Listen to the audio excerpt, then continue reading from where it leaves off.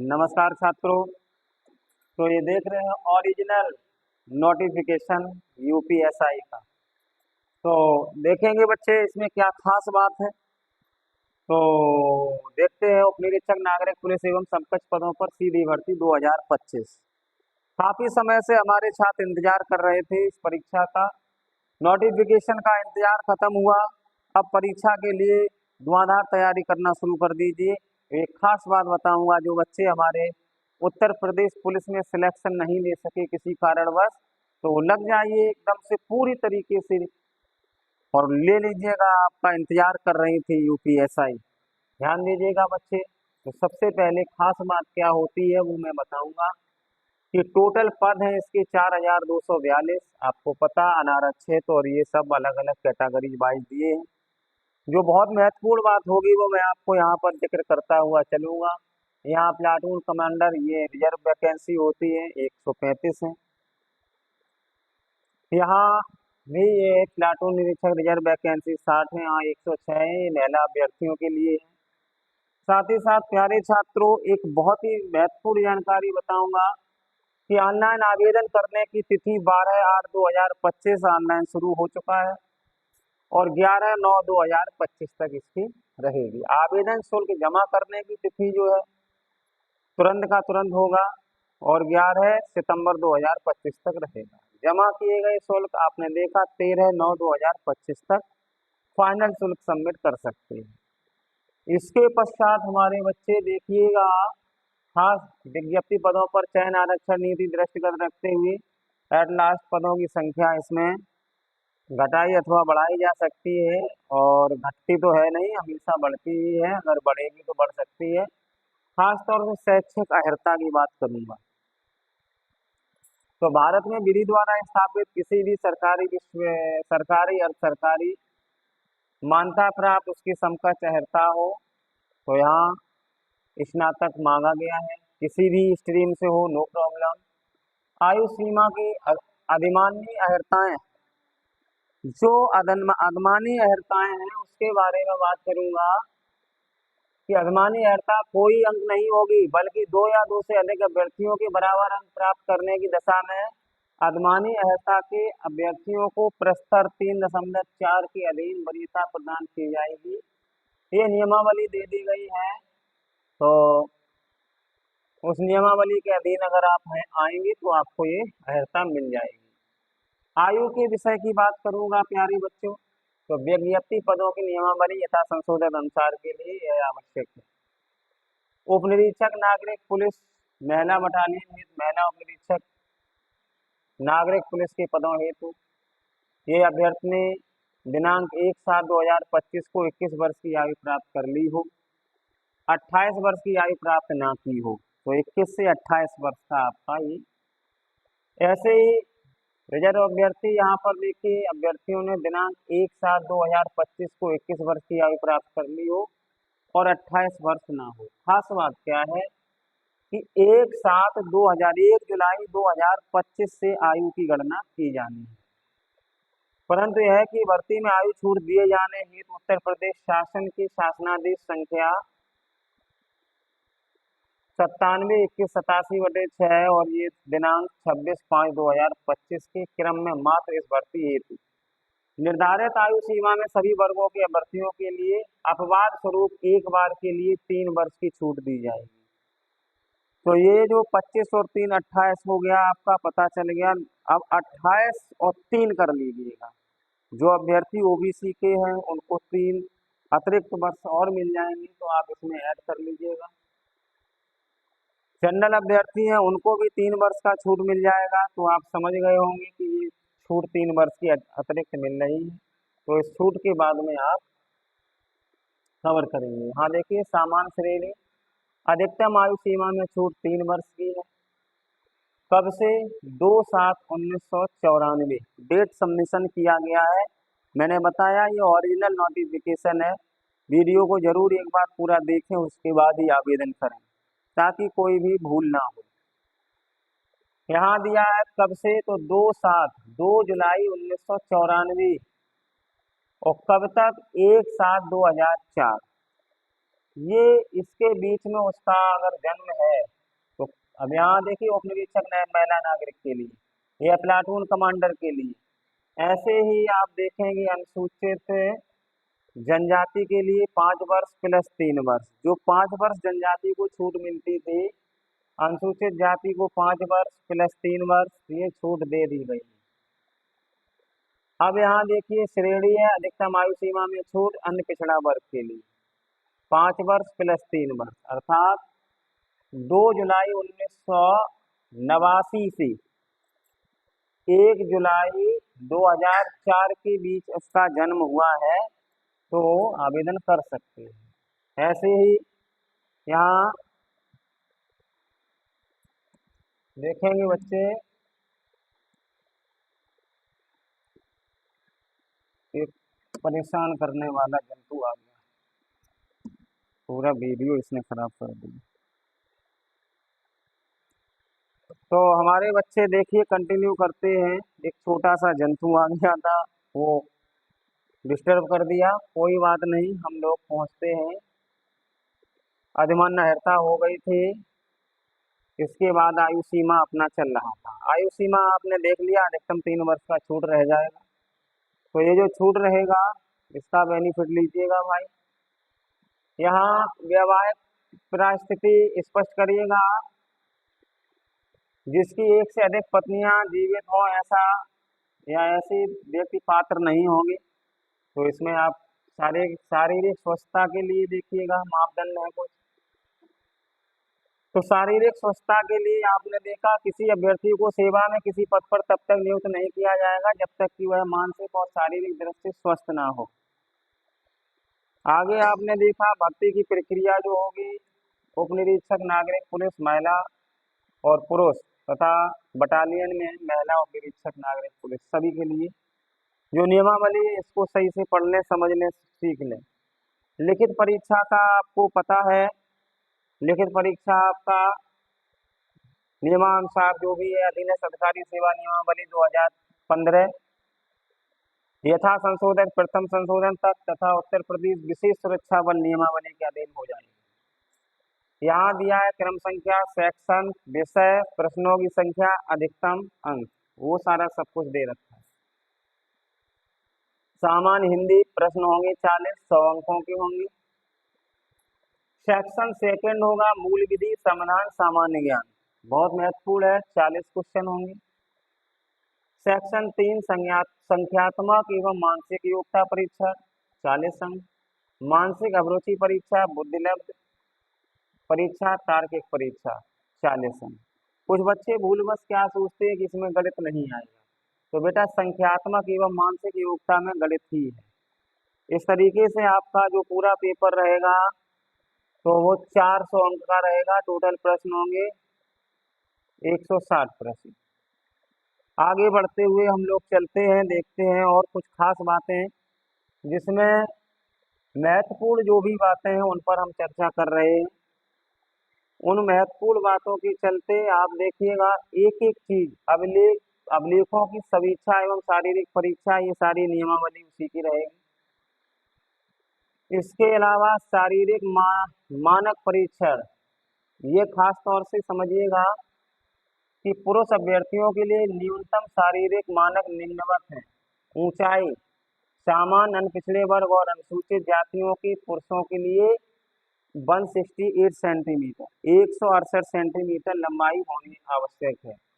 अनुसूचित जनजात पुरुषों के लिए 160 सेंटीमीटर की।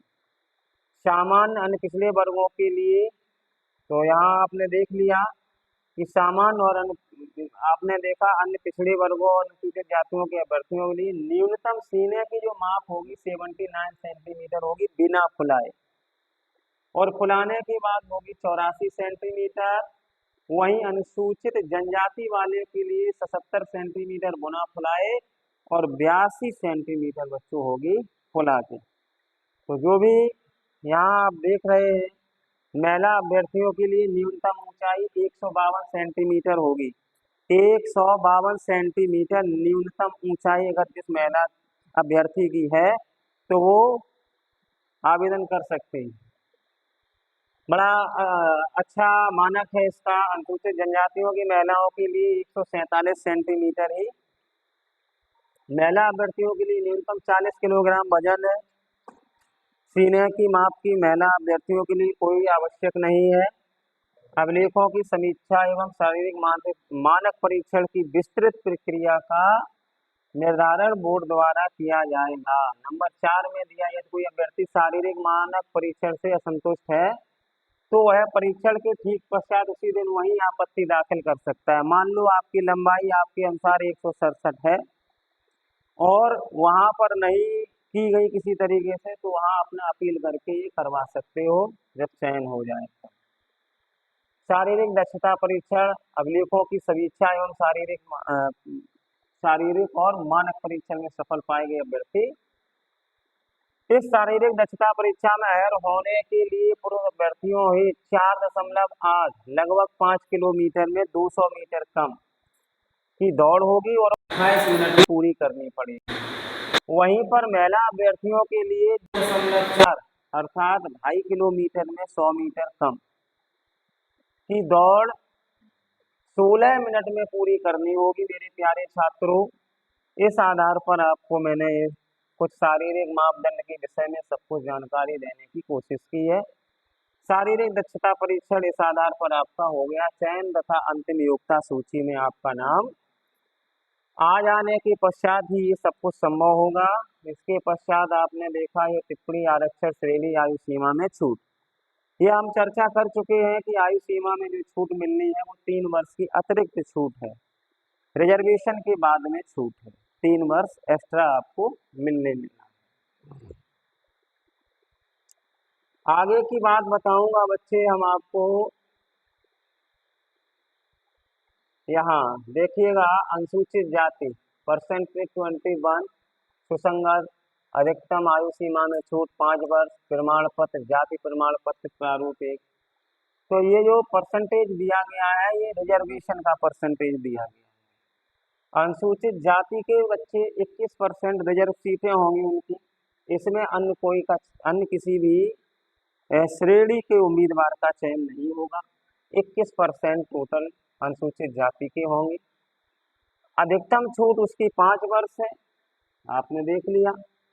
जाति प्रमाण पत्र प्रारूप 1 जिलाधिकारी अतिरिक्त ये देंगे। इस 5 वर्ष के अलावा 3 वर्ष की छूट और मिलने वाली है। अनुसूचित जनजाति के जो लोग हैं उन्हें 2% रिजर्वेशन है, 5 वर्ष की अतिरिक्त छूट है, 3 वर्ष की सपोर्ट छूट है। अन्य पिछड़ा वर्ग का 27% रिजर्वेशन है, 5 वर्ष की छूट है, 3% की अतिरिक्त छूट होगी।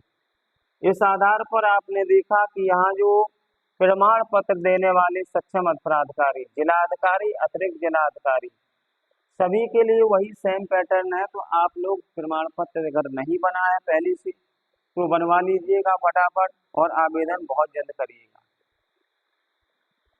आगे हम देख रहे हैं यहाँ पर श्रेणी आपको प्रशस्त, सुसंगत, अधिकतम प्रमाण पत्र, ये सारा सब कुछ वही दिया है। जो आर्थिक रूप से कमजोर वर्ग के बच्चे हैं उनका 10%, हाँ तो उनका 10% रहेगा।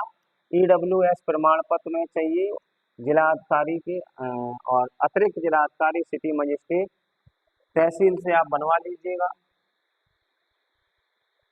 चलेगा। क्षैतिज आरक्षण, जो क्षैतिज आरक्षण की बात कही गई, जैसे स्वतंत्रता संग्राम सेनानी की आश्रित बच्चे 2% उनका कोटा है, उनके लिए भी वो जिलाधिकारी प्रमाण पत्र देंगे, लगाना अनिवार्य होगा। भूतपूर्व सैनिक हैं अगर तो 5% उनका रिजर्वेशन है, 3 वर्ष की इसमें जो है अधिकतम छूट है। और आगे महिला तो उनका 20, देखिए महिला, अब वो कैसी महिला, 20% का उनका आरक्षण यहाँ दे रखा है। शासनादेश संख्या इसके 18/1/94 का 2 नवासी दिनांक के 26/2/99, शासन संख्या फला फला, ये आपने देखा इनका रिजर्वेशन है। आगे बढ़ते हैं बच्चों हम लोग।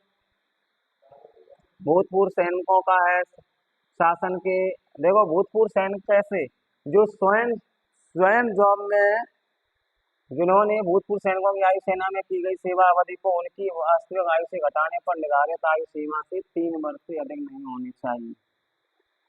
तो जो निर्धारित आयु है उससे 3 वर्ष तक एक्स्ट्रा अगर है सैनिक की किसी की तो वो आवेदन इसमें कर सकता है। विभिन्न आरक्षित श्रेणी विधियां हैं। अनुसूचित जाति का प्रमाण पत्र होना चाहिए, जनजाति का प्रमाण पत्र होना चाहिए। तो ये प्रमाण पत्र बहुत जरूरी है बच्चे। प्रमाण पत्र लगाते हुए आवेदन करेंगे आप। स्वतंत्रता संग्राम सैनिक सेनानी का प्रमाण पत्र का प्रारूप, भूतपूर्व सैनिक का, ये सारा प्रमाण पत्रों की विशेष विशेषता है। तो यहाँ पर आप देख लीजिएगा, इस हिसाब से मैंने आपको। अब आ जाइएगा ऑनलाइन आवेदन की प्रक्रिया पर। तो ऑनलाइन आप आवेदन करिएगा, अंतिम तिथि का इंतजार मत करिएगा, फटाफट करिएगा। खास बात क्या है, OTR वन टाइम रजिस्ट्रेशन में पंजीकरण, ये OTR कराना अति आवश्यक हो गया है। इससे एक ही बार आपका पंजीकरण होगा, उसके बाद में इस विभाग में आपका कोई भी आवेदन होगा वो उसी से आपका डाटा ले लेगा। इस आधार पर आपने देखना है कि फोटोग्राफ, कुछ बच्चे क्या होते हैं जल्दबाजी में फॉर्म भर देते हैं, रिजेक्ट हो जाता है। तो मेरा मानना है बच्चों कि आपका फॉर्म हो जाए और सिलेक्शन भी होना चाहिए। इस अंदाज से शुरू से ही सचेत होकर के काम करेंगे। फोटोग्राफ, आवेदन पत्र में अभ्यर्थी की रियल टाइम लाइव फोटो ली जाएगी उसी समय की। हाँ, तो फोटोग्राफ की शर्तें हों, real time photography, web camera, अन्य कोई उपकरण जो आवेदन पत्र भरने के दौरान रियल टाइम फोटोग्राफ ले सके। तो उसी समय आपका लाइव फोटो जाएगा। आपने यहाँ देख लिया रियल टाइम फोटोग्राफ पर चश्मा के ऊपर कोई प्रतिबिंब रोशनी ना पड़े, अर्थात अभ्यर्थी की आंखें स्पष्ट रूप से दिखाई देनी चाहिए। तो चश्मा वगैरह ना लगा के खिंचाए, नहीं तो हीरोगिरी निकल जाती है, फॉर्म रिजेक्ट हो जाता है। ये ध्यान रखिएगा मेरी बात को। हस्ताक्षर, तो आवेदन पत्र में अभ्यर्थी को अपना हस्ताक्षर स्कैन कर अपलोड करना होगा। ये आप स्वयं भी कर सकते हो और किसी एक्सपर्ट से भी करा सकते हो। पदों की वरीयता का चयन आपको ऊपर में सब कुछ समझा चुका हूँ इस विषय में। ऑनलाइन आवेदन शुल्क का भुगतान हो जाएगा, इसमें आपको बहुत बड़ी हेडेक नहीं है, कर लोगे आसानी से हो जाएगा। शेष चीजें हम आपको ऊपर बता के आए हैं। भर्ती से संबंधित अन्य महत्वपूर्ण निर्देश जो है, मुख्य चीज है कि अगर आप जो नियमावली है उससे अगर कहीं प्रभावित हैं तो आप आवेदन पत्र भरते समय ये सारी चीजें पहले से जो मैंने बताई, नियम और शर्तें देख लीजिएगा। बोर्ड के अनुसार ही काम होगा, आपके अनुसार काम नहीं होगा। लिखित परीक्षा का पाठ्यक्रम मैं आपको बता चुका हूँ। सामान्य हिंदी का रहेगा, क्या रहेगा इसमें, वो सारा सिलेबस है, सारा सिलेबस का डिटेल है इसमें। देखिए, हिंदी और अन्य भारतीय भाषाएं, हिंदी व्याकरण, मौलिक ज्ञान, हिंदी वर्णमाला, तद्भव, तत्सम, पर्यायवाची, विलोम, अनेकार्थी, वाक्यांशों के स्थान पर एक शब्द, तो पूरा व्याकरण है इसमें। छंद है, अलंकार है, अपठित बोध है जिसमें पैराग्राफ आता है और उससे 5 क्वेश्चन पूछे जाते हैं। हाँ, प्रसिद्ध रचनाएं और हिंदी भाषा में पुरस्कार, विविध, ये सब चीजें। विविध यहाँ भी लिखा हो, समझो कि उससे संबंधित कुछ भी पूछा जा सकता है। नहीं आप कह देंगे कि विविध लिखा था और यहाँ से क्वेश्चन आउट हो गया, तो ये नहीं चलता है। मूल विधि, संविधान, सामान्य ज्ञान, इसमें आपका BNS अर्थात भारतीय न्याय संहिता, BNS रहेगा, भारतीय नागरिक सुरक्षा रहेगा, ये सब महिला और बच्चों से संबंधित, अनुसूचित जाति सदस्यों में आदि को संरक्षण देने से संबंधित विधिक प्रावधान जितने भी हैं वो सारे सब इसमें आ जाते हैं मूल विधि में। संख्यात्मक में मैंने बताया था, देखो कि यहाँ क्या है, लासा मासा आपका दे रखा है, अनुपात समानुपात दे रखा है, हाँ डिस्काउंट दे रखा है, सिंपल इंटरेस्ट है, कंपाउंड इंटरेस्ट है, वो सारी देखिए, पार्टनरशिप है, एवरेज है, टाइम एंड वर्क है, टाइम एंड, हाँ डिस्टेंस है, ये सारा सब कुछ आपको मैथमेटिक्स अर्थमेटिक पूरा दे रखा है यहाँ पर। ये लॉजिकल तार्किक आरेख हो गए, शब्द रचना हो गई, ये आपका मानसिक और योग्यता परीक्षण के संबंधित। अब यहाँ मानसिक अभिरुचि से संबंधित आपको देखिए, असमान को चिन्हित करना, ऑड मैन आउट वगैरह, ये सारा सब कुछ इसमें वर्णमाला, व्यंजन आरेख आदि रहेगा। बहुत ही बढ़िया सिलेबस होता है हमारे स्टूडेंट। और खास बात यह है कि जो हमारे बच्चे वनडे एग्जाम में लगे पड़े थे उनका 50% आपका पहले से तैयारी है। तो लग जाइए, जूझ कर एकदम से पूरे जोश को दिखा दीजिएगा और डबल स्टार लगा करके आ जाइएगा। बहुत अच्छा रहेगा कि जब आपका चयन होगा। उत्तर प्रदेश के अनुसूचित जाति से संबंधित प्रारूप दिया गया, तहसील में जाकर के बनवा लीजिए, पहले से अगर है बहुत बढ़िया बात है। यहाँ पर सारे प्रमाण पत्रों की जानकारी दी गई है बच्चों। शेष जानकारी हम आपको दे चुके हैं ऊपर। आपने देखा कि पूरा आपको जानकारी मैंने एक अच्छे ढंग से देने का प्रयत्न किया है। फिर भी अगर आपको कहीं कोई डाउट आते हैं तो मैं स्क्रीन पर अपना नंबर लिख देता हूँ, उस नंबर पर कॉल करके डिटेल आप जान सकते हैं। हमारे प्यारे छात्रों, नंबर अपना है 9808636665। तो आवेदन भरते समय बहुत बहुत ध्यान रखिएगा। आशा करता हूँ कि मेरे द्वारा दी गई जानकारी आपको अच्छी लगी होगी। अगर अच्छी लगी है जानकारी तो लिंक पर आप हमसे जुड़ सकते हैं। और एक धुआंधार बैच चलाने वाला हूँ मैं, जिसमें एसआई उत्तर प्रदेश पुलिस रहेगा। बहुत बहुत धन्यवाद। शुभ रात्रि।